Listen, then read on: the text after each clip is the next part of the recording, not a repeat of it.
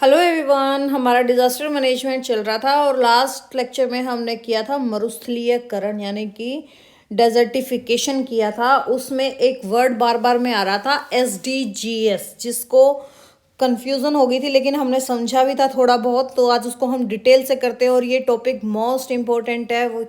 ये आपके एनवायरनमेंट के लिए भी इम्पोर्टेंट है, आपके जियो का भी पार्ट है और आपका ये डिजास्टर मैनेजमेंट का भी पार्ट है। तो ये तीनों ही कवर करेगा। तो आज हम ये एक टॉपिक लेके आए हैं, कौन सा? हमारा सतत विकास लक्ष्य, यानी कि जिसको हम बोलते हैं SDGs, यानी कि सस्टेनेबल डेवलपमेंट गोल्स, सतत विकास लक्ष्य। देखो क्या हुआ था, जो आपका SDGs है, इसको हमारा जो संयुक्त राष्ट्र है यानी कि यूनाइटेड नेशन द्वारा तय किए गए एक वैश्विक लक्ष्य है, जिसका उद्देश्य क्या था? सिंपल उद्देश्य है, गरीबी खत्म करना, पर्यावरण को बचाना और सभी तरह की समृद्धि को सुनिश्चित करना। ये ही क्या है? SDGs है। ठीक है, सतत विकास लक्ष्य यानी कि हमारे सस्टेनेबल डेवलपमेंट गोल्स। तो देखिए 2015 में संयुक्त राष्ट्र महासभा, जो हमारी यूनाइटेड नेशन है, जिसको हम UN बोलते हैं, महासभा की 70वीं बैठक में, कौन सी बैठक में? 70वीं, ठीक है, में एक एजेंडा आया था। कौन सा एजेंडा था वो? एजेंडा फॉर सस्टेनेबल डेवलपमेंट, जिसको हम बोलते हैं 2030 agenda for sustainable development. Agenda 2030 के तहत 17 लक्ष्यों को स्वीकार किया गया था, जिसमें आपके 17 गोल्स थे और 169 इनके चैप्टर्स थे। इनका उद्देश्य क्या था कि 2030 तक गरीबी मिटाना, ग्रह की रक्षा, यानी कि ग्रह कौन सा? हमारे एक तो होता है आपका ये ग्रह, ये होता है घर, और ये ग्रह होता है हमारा प्लेनेट। ग्रह की रक्षा करना और सभी के लिए शांति और समृद्धि सुनिश्चित करना। अगर हम इसके परिचय की बात करें तो क्या करेंगे? इसकी घोषणा कब हुई थी? इसकी घोषणा हुई थी सितंबर 2015 में। किसके द्वारा की गई थी? यूनाइटेड नेशन के द्वारा, यानी कि संयुक्त राष्ट्र महासभा की 70वीं बैठक में इसकी घोषणा हुई थी। कब हुई थी? 2015 सितंबर में। इसका दस्तावेज का नाम क्या था, यानी कि क्या एजेंडा था? इसका था transforming our world, the 2030 agenda for sustainable development. ठीक है, क्या था? Transforming our world, the 2030 agenda for sustainable development. अगर हम इसके कार्यकाल की बात करें तो इसका कार्यकाल स्टार्ट कब हुआ? 1 जनवरी 2016 से लेकर 31 दिसंबर 2030 तक 15 वर्षों के लिए इसका कार्यकाल है। लेकिन अगर हम इसकी अवधि की बात करें, टाइम पीरियड की बात करें, टाइम पीरियड की अगर हम बात करें, इसकी टाइम पीरियड की, तो इसका टाइम पीरियड माना जाता है 2015, जब इसकी घोषणा हुई तब से लेके 2030 तक। ठीक है, बट इसके कार्यकाल की बात करें तो वो कब से लागू होगा? 1 जनवरी 2016 से 31 दिसंबर 2030 तक 15 वर्षों के लिए।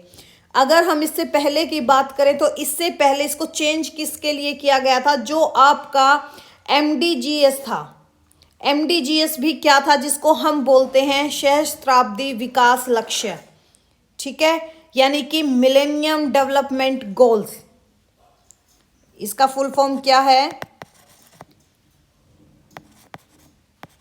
मिलेनियम डेवलपमेंट गोल्स, जिसको हम हिंदी में बोलते हैं सहस्त्राब्दी विकास लक्ष्य। ठीक है, जो आपका MDGs था, ये क्या था? ये भी आपके यूनाइटेड नेशन के द्वारा बनाया गया एक वैश्विक विकास लक्ष्य ही था, जिसका उद्देश्य था गरीबी, भूख, अशिक्षा, बीमारी, लैंगिक असमानता और पर्यावरणीय समस्याओं को कम करना। उसी का स्थान आपका किसने लिया? SDGs ने लिया। कब लिया? 2015 में लिया। ठीक है, इसी को रिप्लेस किया था SDGs ने। अगर हम MDGs के टाइम पीरियड की बात करें तो ये आपका 2000 से 2015 तक रहा था। ठीक है, कौन सी स्मिथ में इसको अपनाया गया था? यूएन मिलेनियम समिट में अपनाया गया था, जो आपकी 2000 में हुई थी। कहाँ हुई थी? न्यूयॉर्क में हुई थी, वहाँ इसको अपनाया गया था। ठीक है, अगर हम इसमें बात करें, इसके अंतर्गत भी 8 लक्ष्य थे। इसके कितने टारगेट्स थे? 8 टारगेट्स थे।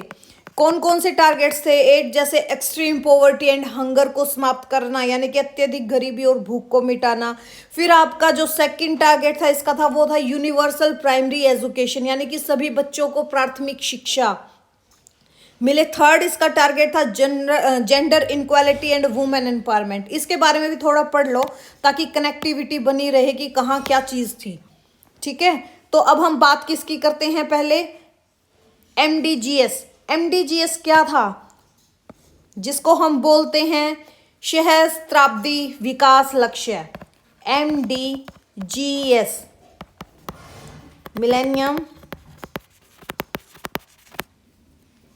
Development goals.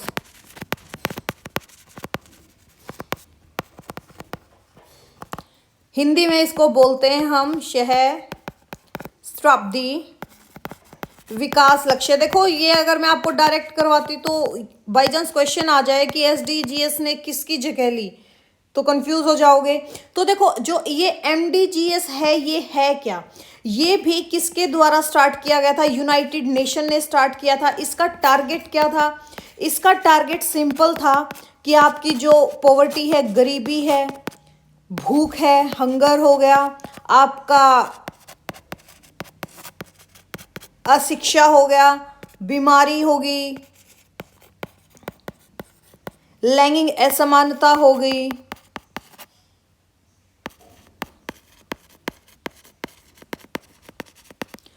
और पर्यावरण समस्याओं को कम करना।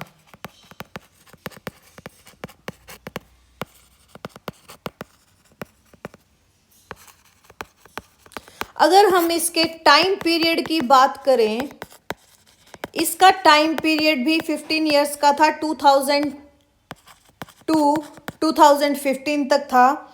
और कौन से स्मिथ में इसको अपनाया गया था? इसको अपनाया गया था यूनाइटेड नेशन मिलेनियम स्मिथ 2000। ठीक है,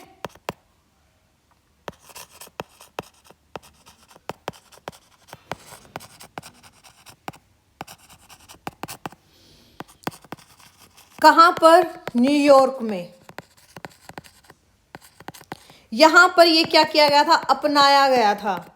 ठीक है, अपनाया गया था। कहां अपनाया गया था? न्यूयॉर्क में अपनाया गया था। इसके अंतर्गत कितने लक्ष्य थे? अगर लक्ष्य, कितने टारगेट्स थे? जैसे आपका एसडीजीएस में 17 है, वैसे ही इसमें कितने हैं? 8 थे। कौन कौन से थे? उनको हम बोलते हैं MDG1, MDG2, MDG3 till MDG8। तो अगर हम फर्स्ट की बात करें इन 8th में, तो वो था आपका एक्सट्रीम पॉवर्टी एंड हंगर को समाप्त करना। क्या था first? Extreme poverty and hunger को समाप्त करना।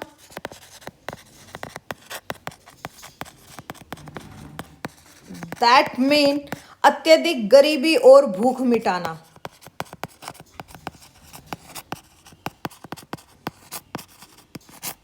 अत्यधिक गरीबी और भूख मिटाना, ये था इसका फर्स्ट टारगेट। इसका सेकंड था यूनिवर्सल प्राइमरी एजुकेशन, यानी कि सभी बच्चों को प्राथमिक शिक्षा मिलनी चाहिए। इसके अंतर्गत ये टारगेट किया गया था यूनिवर्सल प्राइमरी एजुकेशन, सभी बच्चों को प्राथमिक शिक्षा देना। थर्ड इनका टारगेट था लैंगिक समानता और महिला सशक्तिकरण, यानी कि gender equality and women empowerment. Fourth इसका टारगेट था child morality, child mortality, morality नहीं मोर्टेलिटी, यानी कि बाल मृत्यु दर को घटाना। मॉर्टल क्या होता है? मॉर्टल कमेंट करना, मॉर्टल क्या होता है? चाइल्ड मोर्टेलिटी कम करना, यानी कि बाल मृत्यु दर घटाना।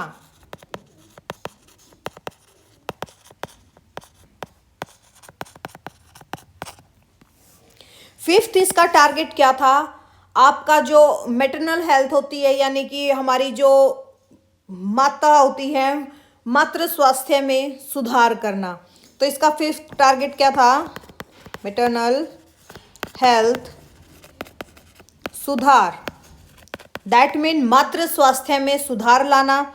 इसका जो सिक्स टारगेट था वो था जो आपका एड्स हो गया, मलेरिया हो गया, ठीक है, इन सब से लड़ना, जैसे एड्स, मलेरिया, टीबी, इन सब पर नियंत्रण लगाना, यानी कि HIV, एड्स, मलेरिया एक्सेट्रा, जिसमें आपका टीबी भी आ जाएगा, आदि से लड़ना।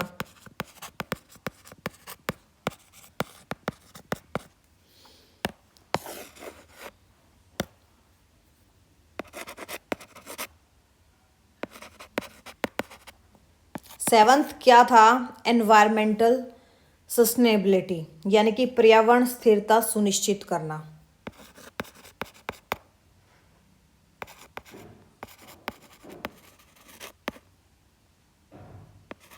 एनवायरमेंटल सस्टेनेबिलिटी,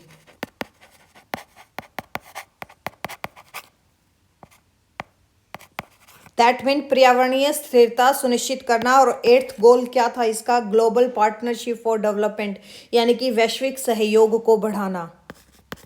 क्या था? ग्लोबल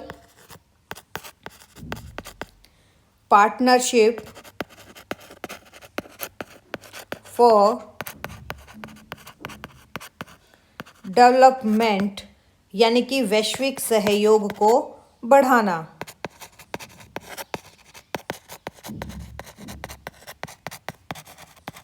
ये क्या थे? ये इसके 8 टारगेट थे। कौन कौन से थे? First is extreme poverty and hunger को समाप्त करना, यानी कि अत्यधिक गरीबी और भूख मिटाना। इसका सेकंड क्या था? यूनिवर्सल प्राइमरी एजुकेशन, सभी बच्चों को प्राथमिक शिक्षा देना। थर्ड क्या था? Gender equality and women empowerment, यानी कि लैंगिक समानता और महिला सशक्तिकरण पर काम करना। फोर्थ था चाइल्ड मोर्टेलिटी को कम करना, यानी कि बाल मृत्यु दर घटाना। फिर था मैटरनल हेल्थ की सुधार, यानी कि जो हमारा मातृ स्वास्थ्य है उसमें सुधार लाना। फिर आपका सिक्स टारगेट क्या था? HIV, AIDS, malaria, TB etcetera से लड़ना। सेवंथ क्या था? एनवायरमेंटल सस्टेनेबिलिटी, यानी कि पर्यावरणीय स्थिरता सुनिश्चित करना। And eighth goal is global partnership for development, यानी कि वैश्विक सहयोग को बढ़ाना। अगर हम इसकी विशेषताओं की बात करें तो इसकी विशेषताओं में आप कह सकते हैं, क्या कह सकते हैं कि ये सभी देशों पर लागू नहीं था, ये सिर्फ किन पर लागू था? जो विकासशील देश होते हैं, ठीक है। कौन से देश होते हैं? केवल विकासशील देशों के लिए ही लागू था, या ये कह सकते हो कि केवल विकासशील देशों पर अधिक ध्यान, इसकी ये मुख्य विशेषता थी। क्या? केवल विकासशील देशों पर अधिक ध्यान देना।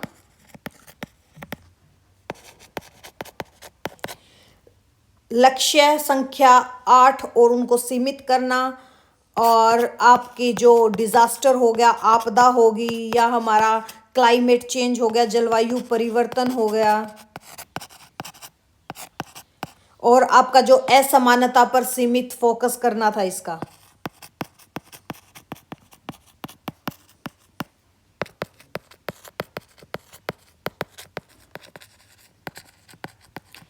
ठीक है। 2015 में इसको समाप्त करके किस में चेंज कर दिया? SDGs। फिर SDGs गोल कब से कब तक के लिए बनाए गए? 2015 से 2030 तक के बनाए गए।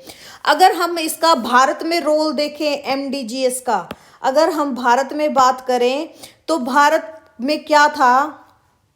फॉर इंडिया, या हम ये कह सकते हैं इन इंडिया, क्या था इसके टारगेट्स? गरीबी और प्राथमिक शिक्षा में सुधार, गरीबी और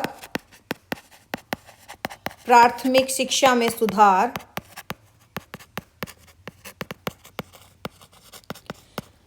पर कुपोषण मातृ स्वास्थ्य, जो आपकी स्कीम्स लेके आए थे, आशा वर्कर्स जिनके लिए काम करती हैं, मातृ स्वास्थ्य जैसे क्षेत्रों में लक्ष्य पूरी तरह क्या हुए, हासिल ही नहीं हुए भारत में। ठीक है। अगर बात करें गरीबी और प्राथमिक शिक्षा में सुधार थोड़ा बहुत हुआ है, बट जो कुपोषण, मातृ स्वास्थ्य है, इन एरियाज में भारत ने कोई भी टारगेट पूरा नहीं किया। अब आगे क्या हुआ, जो आपका MDGs है 2015 के बाद ये कन्वर्ट किस में हो गया, SDGs में हो गया, जिसको हम क्या बोलते हैं, सस्टेनेबल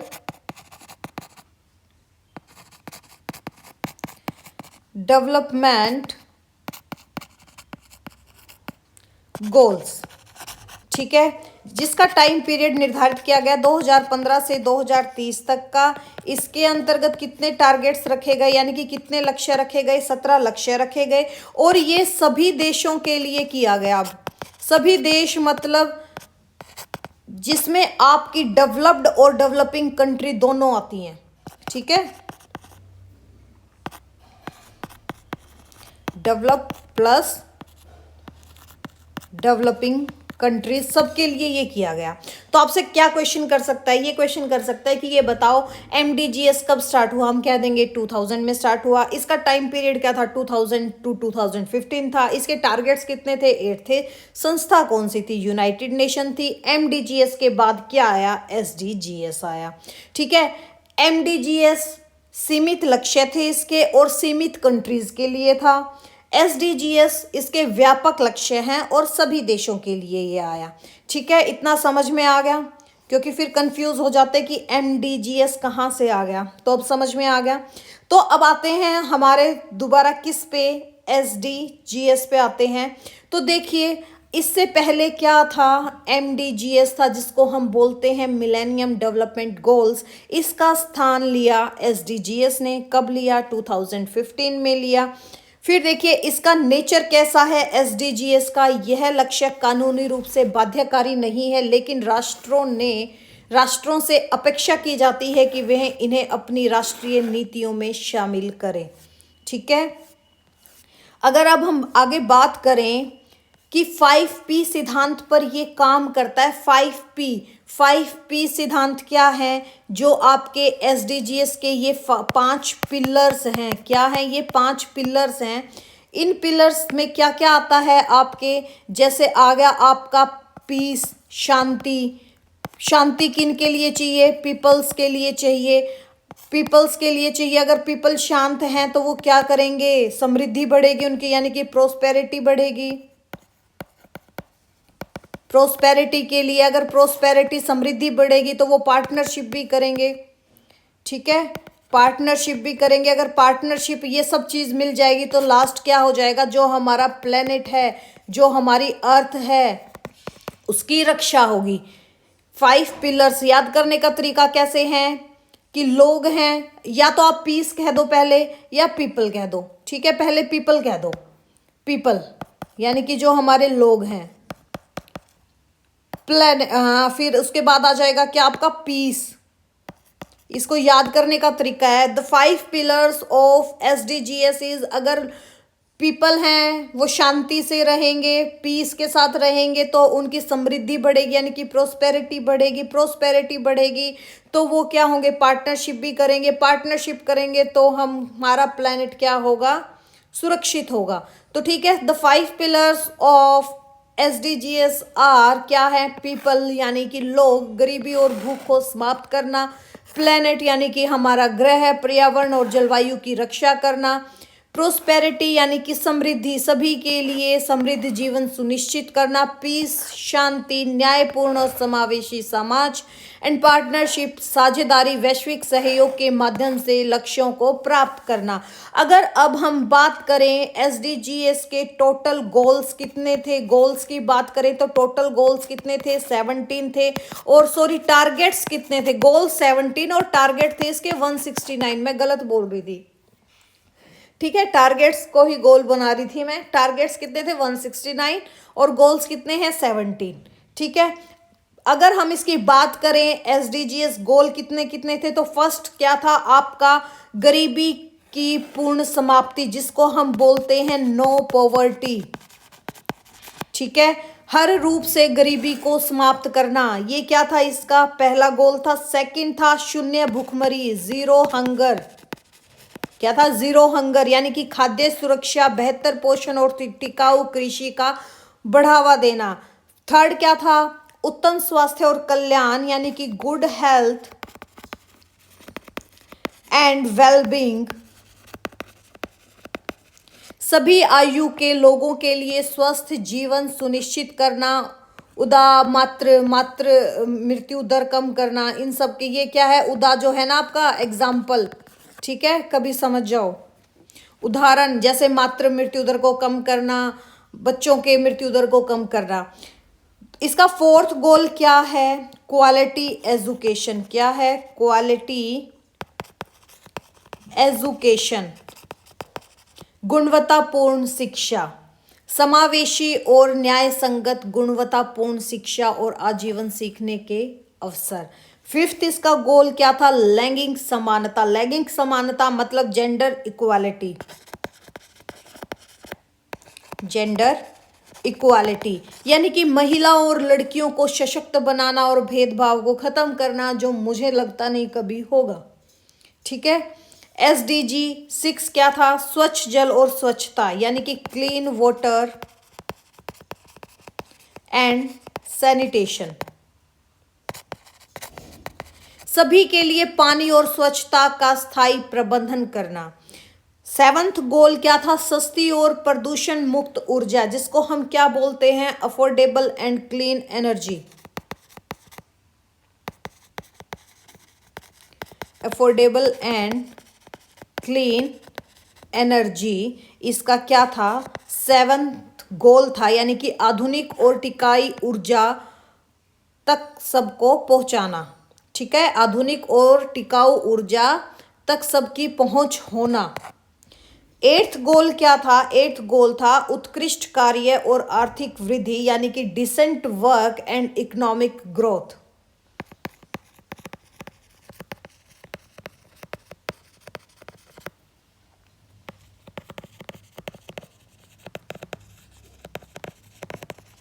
निरंतर समावेशी आर्थिक विकास और सम्मानजनक कार्य। नाइन्थ क्या था, उद्योग नवाचार और बुनियादी ढांचा, यानी कि इंडस्ट्री इनोवेशन और infrastructure. Industry innovation and infrastructure.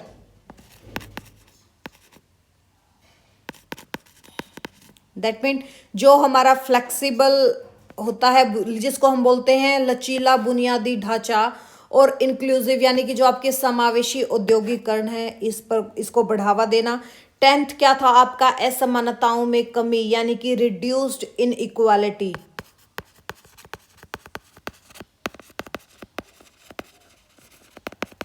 देशों के भीतर और देशों के बाहर असमानता को कम करना। 11th क्या था, संवहनीय शहर और समुदाय, यानी कि sustainable cities and communities.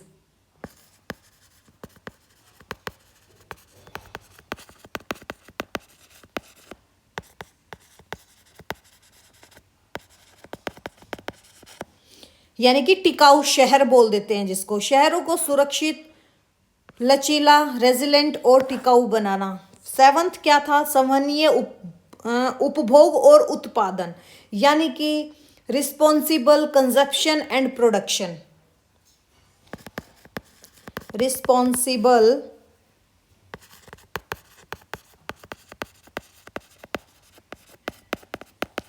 Consumption and production, यानी कि संसाधनों का जिम्मेदारी से उपयोग करना। 13 गोल क्या था, जलवायु कार्यवाही, यानी कि क्लाइमेट एक्शन। क्लाइमेट एक्शन, जलवायु परिवर्तन और इसके प्रभावों से निपटने के लिए तत्काल कदम उठाना। 14th गोल क्या था, जलीय जीवों की सुरक्षा करना, यानी कि लाइफ बिलो वाटर। हमारे जो महासागर हैं, समुद्री संसाधनों का संरक्षण करना। 15th गोल क्या था? थल पर जीवन यानी कि लाइफ ऑन लैंड। जंगलों का प्रबंधन करना, मरुस्थलीकरण को रोकना और जैव विविधता की रक्षा करना।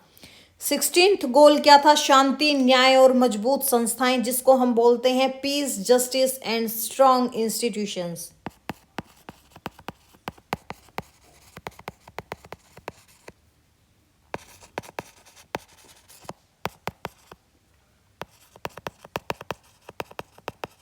यानी कि शांति व न्याय स्थापित करना, समावेशी समाज और जवाबदेह संस्थानों का निर्माण करना। 17th क्या था? लक्ष्यों के लिए साझेदारी, जिसको हम बोलते हैं पार्टनरशिप फॉर द गोल्स, यानी कि वैश्विक साझेदारी भी आप इसको बोल सकते हो। हम इसको क्या और बोल सकते हैं? वैश्विक साझेदारी, पार्टनरशिप फॉर द गोल्स। ये क्या थे आपके? ये थे 17 गोल जो आपके SDGs के अंतर्गत आते हैं, यानी कि वैश्विक भागीदारी और पुनर्जीवन को स्थापित करना। तो हम एक बार दोबारा देख लेते हैं। गोल्स मोस्ट इंपॉर्टेंट है इसके गोल, इसीलिए मैं आपको दोबारा करवा रही हूं। देखिए, SDG 1 क्या था? नो पॉवर्टी यानी कि गरीबी का अंत करना। सेकंड क्या था? जीरो हंगर, भूखमरी का अंत करना। थर्ड क्या था? गुड हेल्थ एंड वेलबींग यानी कि अच्छा स्वास्थ्य। फोर्थ क्या था? क्वालिटी एजुकेशन, गुणवत्तापूर्ण शिक्षा देना। फिफ्थ क्या था? जेंडर इक्वालिटी यानी कि जो आपकी लैंगिक समानता है उसको कम करना। क्लीन वाटर एंड सेंसेशन यानी कि आपका स्वच्छ जल मिले आपको। सेवंथ क्या था? अफोर्डेबल एंड क्लीन एनर्जी, स्वच्छ ऊर्जा। Decent work and economic growth, रोजगार व विकास। नाइन्थ क्या था? इंडस्ट्री, इनोवेशन एंड इंफ्रास्ट्रक्चर यानी कि उद्योग व नवाचार पर काम करना। 10th क्या था? रिड्यूस इनक्वालिटीज यानी कि असमानता में कमी लाना। 11th क्या था? सस्टेनेबल सिटीज एंड कम्युनिटीज यानी कि टिकाऊ शहर बनाने। 12th क्या था आपका? रिस्पॉन्सिबल कंजप्शन एंड प्रोडक्शन यानी कि जिम्मेदार उपभोग बनाने।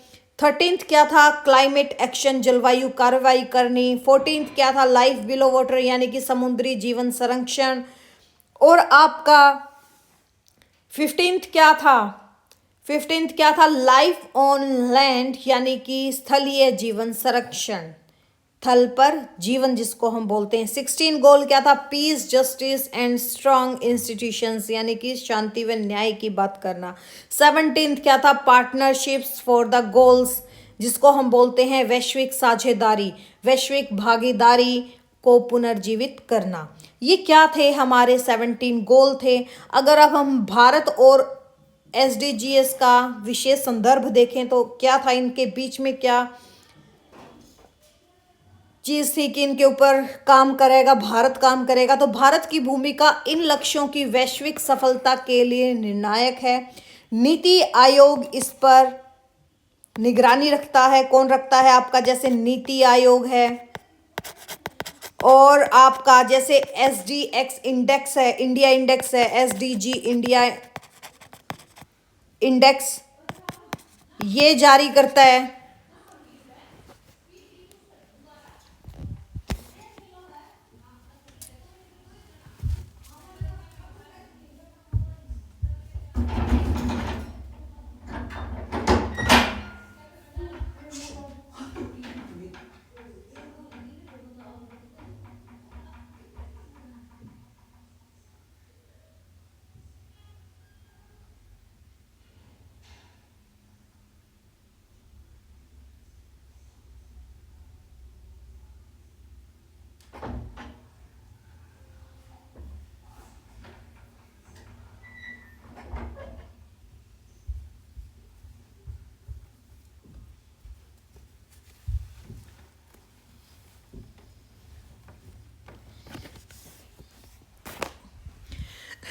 सॉरी फॉर दिस डिस्टर्बेंस भाई, थोड़ा सा कोई आ गया था।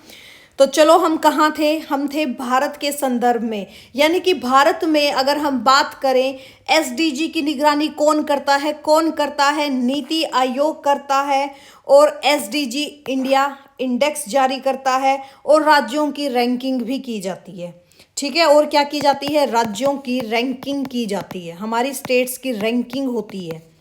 ठीक है, तो देखिए भारत की भूमिका इन लक्ष्यों को वैश्विक सफलता के लिए निर्णायक है। नीति आयोग भारत में एसडीजीएस के कार्यान्वयन और निगरानी के लिए नोडल एजेंसी है। कैसी एजेंसी है, नोडल एजेंसी है। एसडीजी इंडिया इंडेक्स क्या काम करता है, नीति आयोग हर साल राज्यों और केंद्र शासित प्रदेशों की प्रगति मापने के लिए इसे जारी करता है। क्या करता है, SDG India index NITI Aayog, और हर साल जो भी हमारे स्टेट्स हैं या हमारी यूटीज हैं इनकी प्रगति को, इनकी प्रोग्रेस को माप के उनको जारी करता है, उनकी रैंकिंग।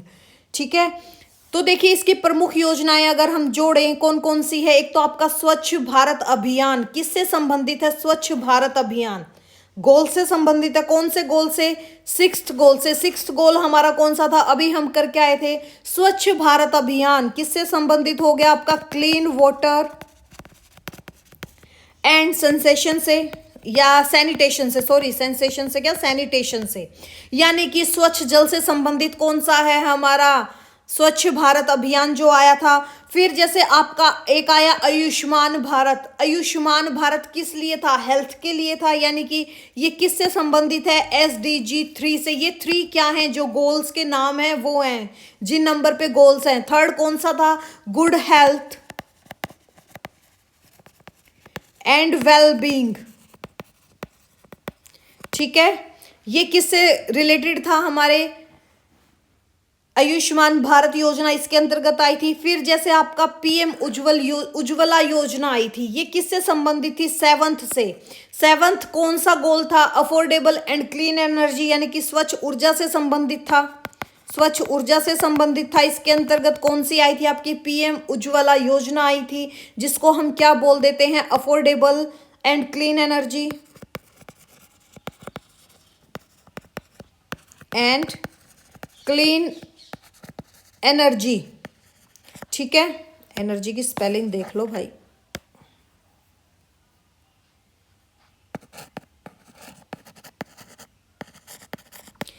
और जैसे हमारी दीनदयाल अंत्योदय योजना आई थी, ये किससे थी, नो पॉवर्टी से रिलेटेड थी। किससे रिलेटेड थी ये, नो पॉवर्टी। ठीक है, ये एसडीजी के अंतर्गत जो गोल्स हैं 17, उनमें से जो भारत ने अपनाई थी कुछ योजनाएं ये हैं वो, जैसे स्वच्छ भारत अभियान एसडीजी 6 से संबंधित है, आयुष्मान भारत एसडीजी 3 से रिलेटेड है, पीएम उज्ज्वला योजना एसडीजी 7 से रिलेटेड है, और दीनदयाल अंत्योदय योजना हमारी एसडीजी 1 से संबंधित है। अगर हम कुछ इंपॉर्टेंट इसके डाटा की बात करें तो देखिए जैसे और भी थे, और भी आप लिख सकते हो। जैसे कहाँ लिखवाऊँ मैं, नेक्स्ट पेज ही ऐड कर दूँ क्या, चलो आगे आ जाएगा, उस पर बात करेंगे। इंपॉर्टेंट अगर डाटा की बात करें तो कुल 17 लक्ष्य थे इसके अंतर्गत, और कितने टारगेट्स थे, 169 टारगेट थे। अगर ऐसे आ जाए ना, जैसे मान लो 2.1, 3.3, 3.1, ये 1 है ये आपके टारगेट्स हैं, और जो ये हैं आपके टारगेट, और ये है आपके गोल। ठीक है, इन चीजों को याद रखना, कभी भी पॉइंट में बात आ जाए तो उसका मतलब ये होता है। तो देखिए कुल 17 गोल्स थे और 169 आपके टारगेट्स थे, जिनमें से 230 प्लस संकेतक यानी कि इंडिकेटर्स हैं जिनका उपयोग प्रगति मापने के लिए किया जाता है। अगर हम एसडीजी रिपोर्ट 2024 की बात करें तो भारत की रैंकिंग अक्सर चर्चा का विषय रहती है, ये आप हमेशा करंट से जोड़ के रखना। ठीक है, 2024 में कुछ आएगा, 2025 में कुछ आएगा, 26 में कुछ आएगा, तो ये आप करंट में जब भी आए उस डाटा को आप यहाँ पे लिख लेना अपने नोट्सों में। ठीक है, अगर हम अब इसके इंपॉर्टेंट पॉइंट्स की बात करें तो जैसे देखो आपदा प्रबंधन के लिए एसडीजी 1 किसके लिए था, नो पॉवर्टी। एसडीजी 11 के अंतर्गत क्या बात की गई है, आपदा रोधी शहर की बात की गई है। 11 के अंतर्गत किसकी बात की गई है, आपदा रोधी शहर की बात की गई है।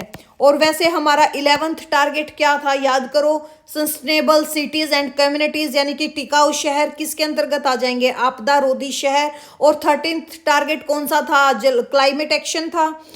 तो जो आपका ये 13 है ये भी तो सबसे इंपॉर्टेंट है ना इसमें। जैसे 13 है, 13 किसके लिए आया था, क्लाइमेट चेंज। और डिजास्टर रिस्क रिडक्शन की हमें, अगर हम डिजास्टर मैनेजमेंट की ही बात करें तो SDG 13 किसके लिए था? क्लाइमेट चेंज एंड डिजास्टर, जो आपका रिस्क रिडक्शन था ना, जिसको हम क्या बोलते थे, क्या बोलते थे? डिजास्टर रिस्क रिडक्शन को हम क्या बोलते थे? बताओ क्या बोलते थे? हम इसको बोलते थे DRR। ठीक है, तभी मैंने कहा था कि शॉर्ट फॉर्म यूज करूंगी मैं बाद में, इसलिए याद करके चलो। DRR, disaster risk reduction. तो हम क्या बात कह देंगे? आपदा प्रबंधन के लिए SDG 1 यानी कि नो पॉवर्टी, SDG 11 आपदा रोधी शहर, SDG 13 क्लाइमेट चेंज और डिजास्टर रिस्क रिडक्शन, ये सब किससे जुड़े हैं? ये सब जुड़े हैं आपके SDG किससे? संघाई फ्रेमवर्क से। संघाई फ्रेमवर्क हम कंप्लीट कर चुके हैं, कर चुके हैं ना, दोबारा करने की नीड तो नहीं है। ठीक है, ये जो 13 है ये इससे जुड़े हैं। जैसे SDG 13 किससे जुड़ा है? आपका संघाई फ्रेमवर्क से जुड़ा है। आपदा प्रबंधन को हम क्या कह सकते हैं? आपदा प्रबंधन यानी कि disaster management is equal to SDGs goals को हासिल करने का जरूरी साधन है। ठीक है, अगर अब हम बात करें सतत विकास और हमारे डिजास्टर मैनेजमेंट के बीच में क्या रिलेशन है, अब वो चीज़ देखते हैं। तो देखिए, सतत विकास का अर्थ ही क्या है? वर्तमान पीढ़ी की आवश्यकताओं को इस प्रकार पूरा करना कि भविष्य की पीढ़ियों की भी अपनी आवश्यकता पूरी करने की क्षमता से समझौता न हो। ठीक है, मीनिंग ही क्या है सस्टेनेबल डेवलपमेंट का? कि हमारी जो एट प्रेजेंट हमारी जनरेशन चल रही है, उनकी जो भी आवश्यकता है उनको तो पूरा करना ही है, प्लस हमें जो हमारी फ्यूचर जनरेशन है उनकी भी जितनी नीड्स है, उनकी भी जितनी आवश्यकता है, उनको पूरा करने के लिए क्षमता से समझौता, कोई भी समझौता ना हो। यानी कि उनके लिए भी हम कुछ चीज़ें छोड़ के जाएं, सब कुछ हम ही ना लेके जाएं। ठीक है, जैसे आपदा के संदर्भ में हम बात करें, आपदा प्रबंधन के संदर्भ में, डिजास्टर मैनेजमेंट के संदर्भ में अब बात करें, तो जैसे आपका बिल्ट बैक बेटर सिद्धांत था, बेहतर पुनर्निर्माण का सिद्धांत आधारित था। ठीक है, जो हमारे रिकवरी में आता था। सेकंड क्या था? आपदा प्रबंधन से जुड़े विशिष्ट SDG लक्ष्य, जैसे टारगेट 1 गरीबी की समाप्ति, गोल 1 क्या था? गरीबी की समाप्ति यानी कि नो पॉवर्टी। इसके अंतर्गत टारगेट कौन सा था? 1.5 यानी कि फिफ्थ टारगेट। ठीक है, फिफ्थ टारगेट क्या था? कि 2030 तक आपदाओं के प्रति गरीबों और कमजोर वर्गों की सहनशीलता को बढ़ाना। इसका महत्व क्या था? कि आपदाएं अक्सर लोगों को गरीबी के चक्कर में धकेल देती है। फसल की बर्बादी या घर का विनाश आर्थिक रूप से अक्षम लोगों को सबसे ज्यादा प्रभावित करता है। अगर हम टारगेट कह रही हूँ, गोल 11 की बात करें तो वही था आपका सुनिश्चित और लचीले शहर, यानी कि जो आपका भाई क्या था? सस्टेनेबल सिटीज और कम्युनिटीज थी, टिकाऊ शहरों की बात की गई थी। अब इसके टारगेट्स क्या थे? 11.5 एंड 11 पॉइंट, ये बी लिख रखा है, ये 6 आएगा, 6। ठीक है, 6 यानी कि आपदाओं, विशेषकर जल संबंधी आपदाओं से होने वाली मौतें और प्रभावित लोगों की संख्या को कम करना। एंड 11.6 गोल क्या था? जिसमें आपका 11 तो गोल है और 6th टारगेट है, शहरों में आपदा जोखिम न्यूनीकरण, जो आपका डिजास्टर रिस्क रिडक्शन होता है, इसके लिए संघाई फ्रेमवर्क के अनुरूप नीतियों को लागू करना। फॉर एग्जाम्पल, जैसे आपकी स्मार्ट सिटी मिशन के तहत ड्रेनेज सिस्टम को सुधारना ताकि शहरी बाढ़ यानी कि अर्बन फ्लडिंग को रोका जा सके। 13th क्या था? गोल 13वां गोल क्या था? जो आपका क्लाइमेट एक्शन था, एक्शन क्लाइमेट था, जलवायु कार्रवाई था, टारगेट 13.1। वितरण, सभी देशों में जलवायु संबंधी खतरों और प्राकृतिक आपदाओं के प्रति अनुकूलन क्षमता को मजबूत करना। अगर हम इसके महत्व की बात करें तो जो हमारा ग्लोबल वार्मिंग हो रही है, वैश्विक तापमान बढ़ने से चक्रवात और लू यानी कि हीट वेविंग की आवृत्ति बढ़ी है। ये लक्ष्य क्या था? मैंने आपको समझाया था, पेरिस समझौते के लक्ष्य के साथ आपदा प्रबंधन को जोड़ता है, और हम सारे कर चुके हैं। पेरिस एग्रीमेंट भी कर चुके हैं, संघाई फ्रेमवर्क भी कर चुके हैं, क्योटो प्रोटोकॉल भी कर चुके हैं। ठीक है, ये सब कर चुके हैं हम। संघाई फ्रेमवर्क 2015 to 30, तभी आपको वो मैंने पहले करवाया था, क्योंकि बाद में अगर इनका जिक्र हो तो माइंड में ये ना रहे कि ये क्या चीज़ है, तभी मैं वो सब चीज़ आपको पहले ही ऑलरेडी करवा के आई हूँ। तो देखिए संघाई फ्रेमवर्क 2015-30 और एसडीजीएस का समन्वय। आपदा प्रबंधन के लिए जो हमारा संघाई फ्रेमवर्क है वैश्विक मार्गदर्शिका है। इसके 4 प्राथमिक क्षेत्र सीधे एसडीजीएस को प्राप्त करने में मदद करते हैं। जैसे आपका आपदा जोखिम को समझना एसडीजी 4 है जो शिक्षा से संबंधित है। ठीक है, एसडीजी शिक्षा 16th क्या था हमारा, पीस एंड जस्टिस, यानी कि आपदा जोखिम शासन को मजबूत करना। 9th क्या था, बुनियादी ढांचा, जिसको हम क्या कहते हैं, जो आपका इंडस्ट्री इनोवेशन और इंफ्रास्ट्रक्चर था, यानी कि उद्योग और नवाचार को बढ़ाना। लचीलेपन से डीआरआर में निवेश करना। प्रभावी प्रतिक्रिया के लिए तैयारी, यानी कि जो आपका बिल्ड बैक बेटर सिद्धांत था सभी लक्ष्यों के लिए, ये महत्वपूर्ण है। अगर हम भारत का आपदा प्रबंधन ढांचा और एसडीजीएस की बात करें तो वही चीज आ जाएगी। भारत ने अपने राष्ट्रीय विजन को एसडीजीएस के साथ इंटीग्रेट किया, यानी कि एकीकृत किया है। प्रधानमंत्री का 10 सूत्री एजेंडा, यानी कि PM's 10th point agenda on DRR क्या था। अगर आप बात करो 10 सूत्री एजेंडा क्या था, कोई मुझे बता सकता है क्या मैंने करवा दिया या नहीं करवाया, ये करवाया था या नहीं करवाया था, मुझे तो याद भी नहीं आ रहा। अब नहीं करवाया तो अब कर लेते हैं भाई।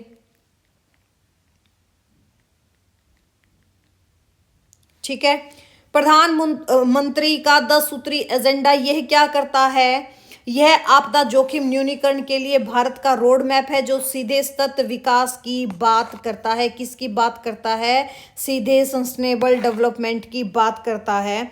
तो देखिए अगर हम इन को नहीं किया तो अब कर लेते हैं भाई। जो पीएम प्रधानमंत्री 10 सूत्रीय एजेंडा क्या थे, 10 point agenda on disaster risk reduction, यानी कि डीआरआर। अब हम इसकी बात करते हैं तो सबसे पहला क्या था, रिस्क कवरेज करना।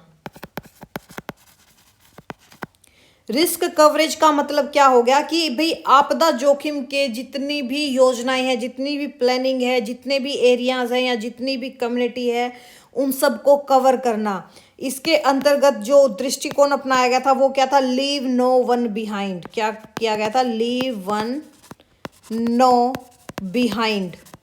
ठीक है, रिस्क कवरेज जो पहला पॉइंट था, पहला सूत्र था, वो क्या था, आपदा जोखिम की जितनी भी प्लानिंग्स होती हैं, योजनाएं होती हैं या क्षेत्र हैं, हमारे एरियाज हैं या हमारी जो कम्युनिटीज हैं, उनको कवर करना है। That mean leave no one behind दृष्टिकोण को अपनाना। सेकंड क्या था, वुमेन लीडरशिप। क्या था, वुमेन लीडरशिप था। क्या था, वुमेन लीडरशिप। वुमेन लीडरशिप में क्या था, जो आपका डिजास्टर मैनेजमेंट में महिलाओं की भागीदारी और नेतृत्व को बढ़ाना, जिसमें आपका फर्स्ट रिस्पोंडर किनको बताया गया है, महिलाओं को बताया गया है, प्रथम उत्तरदाता। ठीक है, थर्ड आपका क्या था, invest in risk mapping. Invest in risk mapping. इसमें क्या था कि भी जितने भी हमारे जोखिम मानचित्र है ना, जितने भी रिस्क मैपिंग है, उनमें निवेश को बढ़ाया जा सके, जिससे आपके जो हैजर्ड है या वैल्यूनरेबिलिटी है या एक्सपोजर है, उनका सही आंकलन हो सके। फोर्थ क्या था, technology for DRR. Technology for DRR, यानी कि तकनीक को अधिकतम उपयोग बनाना, जैसे आपके सैटेलाइट्स हो गए, जीआईएस हो गया, रिमोट सेंसिंग हो गया या अर्ली वार्निंग सिस्टम है, इसको मजबूत बनाना। ठीक है, फिफ्थ आपका क्या था, आपका था बिल्ड बैक बेटर सिद्धांत।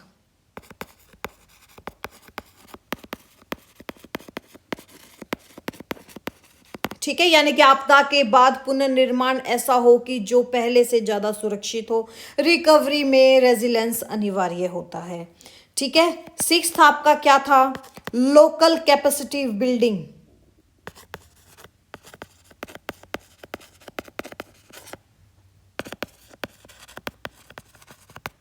इनकी डिटेल्स तो लिखवानी जरूरी नहीं है ना, अगर किसी को डिटेल चाहिए तो मैं ये आपके टेलीग्राम पे फॉरवर्ड कर दूंगी इसके बारे में।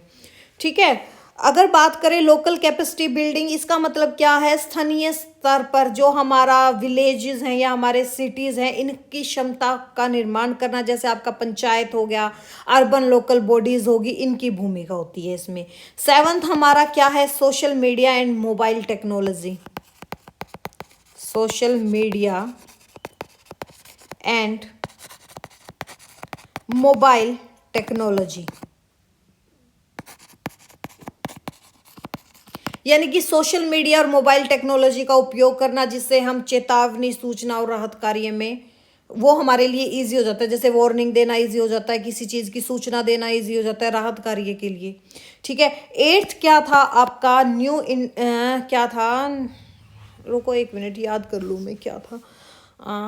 हाँ था, न्यू इंस्टीट्यूशनल अरेंजमेंट्स था। क्या था? न्यू इंस्टीट्यूशनल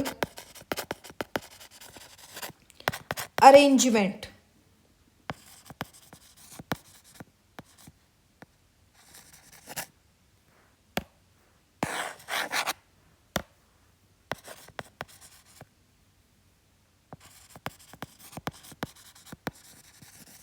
इसके अंतर्गत क्या था बेटा? जैसे देखो, आपका जो भी डिजास्टर आता है, आपदा जोखिम को कम करने के लिए जो नए संस्थागत ढांचे विकसित किए जाएं, जैसे आपका इसके अंतर्गत क्या आ गया था? एनडीएम में आ गया था, जैसे एसडीएम में था, डीडीएम में था। ठीक है, इन संस्थाओं को मजबूत करना। नाइन्थ आपका क्या था? रेजिलेंट इंफ्रास्ट्रक्चर बनाना।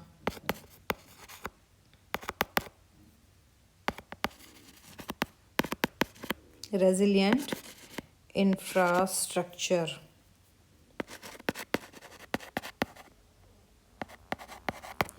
ठीक है, यानी कि आपदा रोधी बुनियादी ढांचा विकसित करना, जैसे आपके सड़क होगी, पुल हो गए, स्कूल, हॉस्पिटल्स, इलेक्ट्रिसिटी एक्सेट्रा। ये टेंथ आपका क्या था? पार्टनरशिप।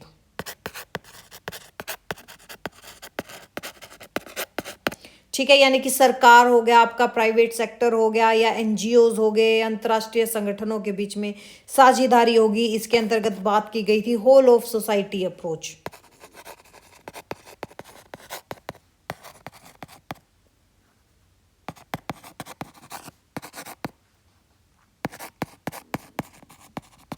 इसकी बात की गई थी। ठीक है, होल ऑफ सोसाइटी अप्रोच। तो जो हमारे 10 PM एजेंडा थे, कौन से थे पॉइंट एजेंडा, जिनको हम बोलते हैं प्रधानमंत्री 10 सूत्रीय एजेंडा? क्या था वो? पहला क्या था? रिस्क कवरेज करना, यानी कि आपदा जोखिम को सभी योजनाओं, क्षेत्रों, समुदायों तक कवर करना, जिसके अंतर्गत बात की गई थी लीव नो वन बिहाइंड की।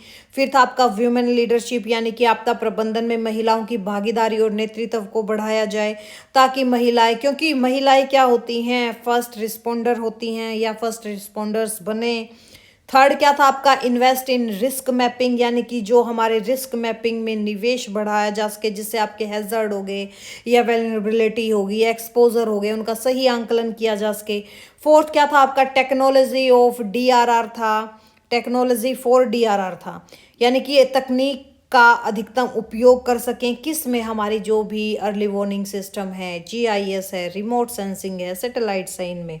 फिफ्थ क्या था आपका? बिल्ड बैक बेटर सिद्धांत था, जिसके अंतर्गत हम पुनर्निर्माण की बात कर रहे थे। लोकल कैपेसिटी बिल्डिंग का मतलब था जो हमारे भाई पंचायत होगी, अर्बन लोकल बॉडीज होगी, इनकी भूमिका अहम होती है, यानी कि स्थानीय स्तर पर क्षमता का निर्माण करना। सेवंथ क्या था? Social media and mobile technology, यानी कि सोशल मीडिया और मोबाइल टेक्नोलॉजी का उपयोग करके हम चेतावनी, सूचना और राहत कार्य में आगे बढ़े। एट्थ क्या था? न्यू इंस्टीट्यूशनल अरेंजमेंट्स था, जिसमें आपके हाथ जो डिज़ास्टर रिडक्शन है आपका, या डिज़ास्टर रिस्क है आपका, उसको कम करने के लिए नए संस्थागत ढांचे विकसित किए जाएं, जिसमें आपका जैसे एमडीएम में आ गया, एसडीएम में है और डीडीएम में है, इनको मजबूत करें। नाइन्थ क्या था आपका? रेजिलेंट इंफ्रास्ट्रक्चर था। दैट मीन आपकी सड़क, पुल, हॉस्पिटल, इलेक्ट्रिसिटी, आपके फ्लाईओवर आ गए, इन सब को क्या करें? इनका बुनियादी ढांचा विकसित करना। ये क्या था? और टेंथ क्या था? लास्ट हमारा पार्टनरशिप था, जिसमें हमने होल ऑफ सोसाइटी अप्रोच की बात की थी। ठीक है, इसको याद करने का तरीका देखो, क्या थे? रिस्क, सबसे पहला लो रिस्क। फिर क्या था? वुमेन की बात की। फिर किसकी बात की? मैप की बात की। फिर किसकी बात की? टेक्नोलॉजी की बात की। फिर किसकी बात की? बिल्ड की बात की। ठीक है, फिर किसकी बात की? लोकल बात की। फिर सोशल बात की। फिर इंस्टीट्यूशंस की बात की। फिर आपका इंफ्रा, फिर आपका पार्टनर। ठीक है, ऐसे याद रख लो इसको। Risk, women, map, tech, build, local, social, institution, infra, partner, ऐसे याद कर लो इसको। ठीक है, जो आपका प्रधानमंत्री का 10 पॉइंट एजेंडा था डिजास्टर रिस्क रिडक्शन 2016 में ये प्रस्तुत किया गया था। कब प्रस्तुत किया गया था? 2016 में प्रस्तुत किया गया था। इसका उद्देश्य क्या था भाई? आपदा जोखिम को कम करना, तकनीकी व समुदाय की भागीदारी बढ़ाना और महिलाओं को नेतृत्व देना और आपदारोधी विकास सुनिश्चित करना। आई गेस अब आप कंफ्यूज नहीं होंगे कि 10 सूत्रीय एजेंडा क्या था। ठीक है, नेक्स्ट अब हम बात करते हैं किसकी? CDRI। ये क्या था? Collision for disaster resilient infrastructure. अब मैं ये भी करवाने लगूंगी तो काफी लंबा हो जाएगा ना, पर इसके बारे में भी करना तो पड़ेगा। अब क्या करें, क्लास लंबी होगी तो होगी, कुछ नहीं कर सकते। ठीक है, तो CDRI क्या था? कोलिटिशन फॉर डिजास्टर रेजिलेंट इंफ्रास्ट्रक्चर। ठीक है, यानी कि आपदा रोधी अवसंरचना के लिए गठबंधन। अगर हम इसकी हिंदी में बात करें तो हम इसको क्या कह देंगे? आपदा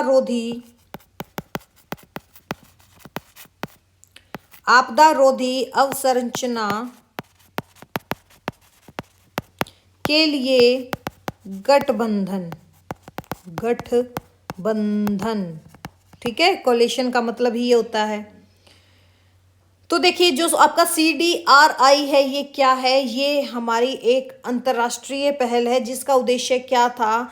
डिजास्टर रेजिलेंट अवसंरचना का विकास करना, यानी कि आपदाओं से सुरक्षित अवसंरचना का विकास करना। जैसे आपकी इसमें सड़कें आ जाएंगी, पुल आ गए, बिजली, जल, डिजिटल नेटवर्क, ये सब आ जाएगा।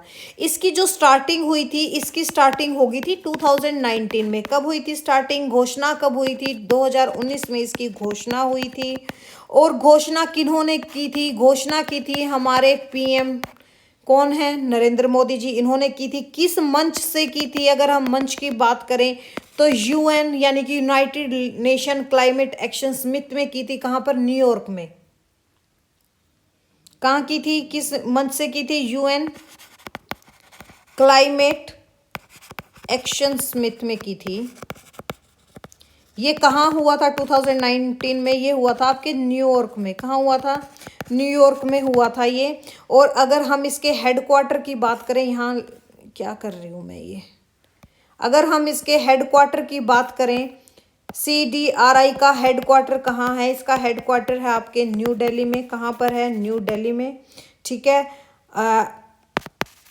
इंडिया कर लो भाई, न्यू दिल्ली इंडिया, क्योंकि भारत में ही है इसका हेडक्वार्टर। ठीक है, इसका उद्देश्य क्या था? आपदा रोधी इंफ्रास्ट्रक्चर को बढ़ावा देना, प्राकृतिक आपदाओं से होने वाले आर्थिक नुकसान को कम करना, क्लाइमेट चेंज के प्रभावों से इंफ्रास्ट्रक्चर की सुरक्षा करना, देशों के बीच ज्ञान, तकनीक और अनुभव को साझा करना और विकास योजनाओं में डिजास्टर रिस्क रिडक्शन को शामिल करना। ठीक है, किस किस पर यह काम करता है? वही आपको बताया था, सड़क पुलों पर काम करता है, बिजली, ऊर्जा तंत्र, जलापूर्ति और स्वच्छता, डिजिटल और संचार नेटवर्क, शहरी और ग्रामीण अवसंरचना और परिवहन प्रणाली पर। अगर हम इसके मेंबर्स की बात करें कि इसके मेंबर्स कौन कौन हैं, तो एक तो हमारा भारत ही है।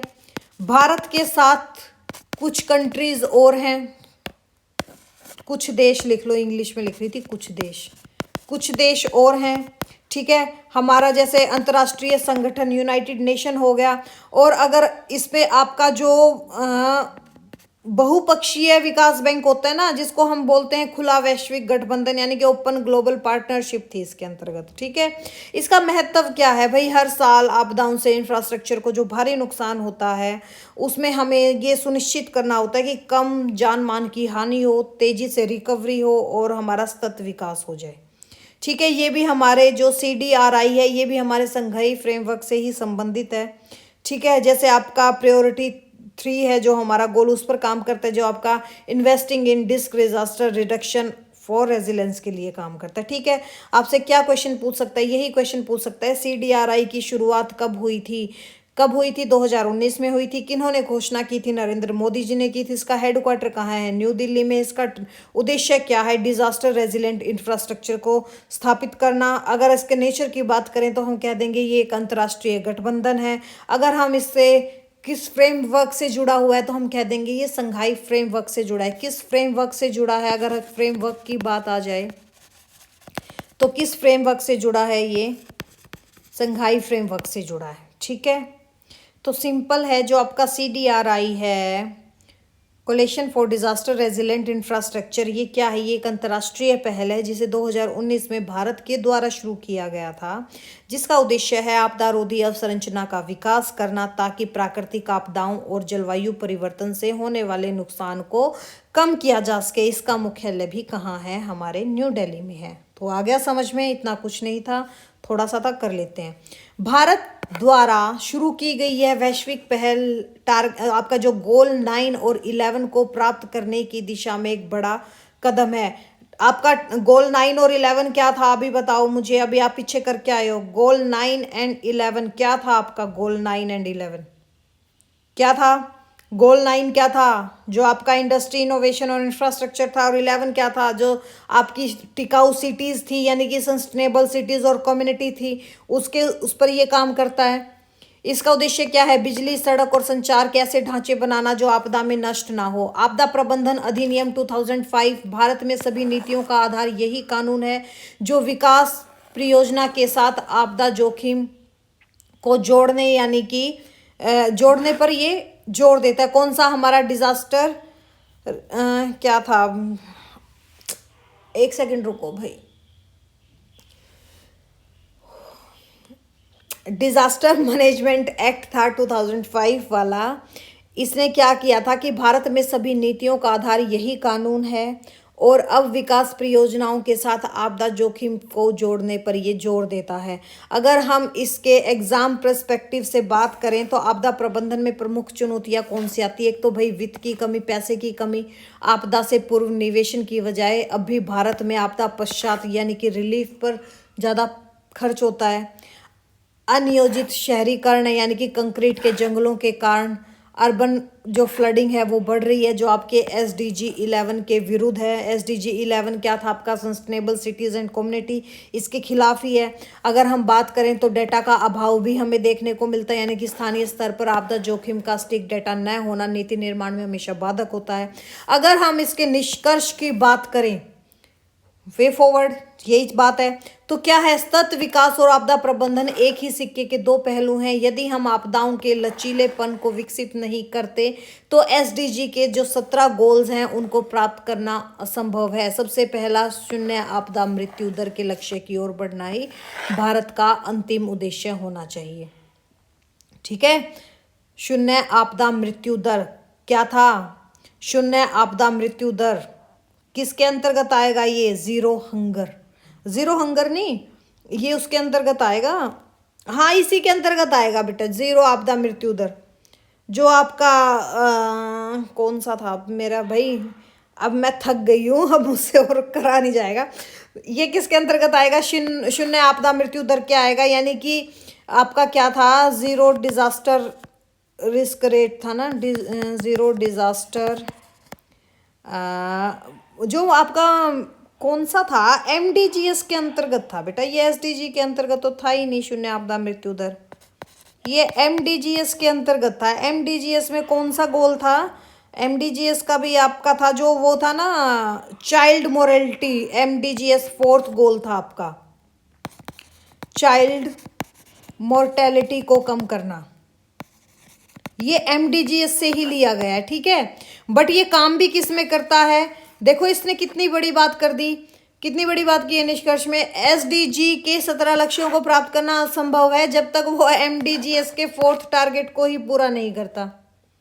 ठीक है, क्योंकि MDGS को रिप्लेस किसने किया था? SDGs ने किया था। तो तभी तो मैं कंफ्यूज हो गई थी कि शून्य आपदा मृत्यु दर SDGs का तो गोल ही नहीं है, ये तो गोल ही MDGs का था।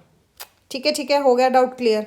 तो देखिए, अगर बात करें हम SDGs गोल्स की और आपदा प्रबंधन में भूमिका की, तो सबसे पहले SDG 2 क्या था? हमारा भुखमरी, यानी कि जो आपकी जीरो हंगर था।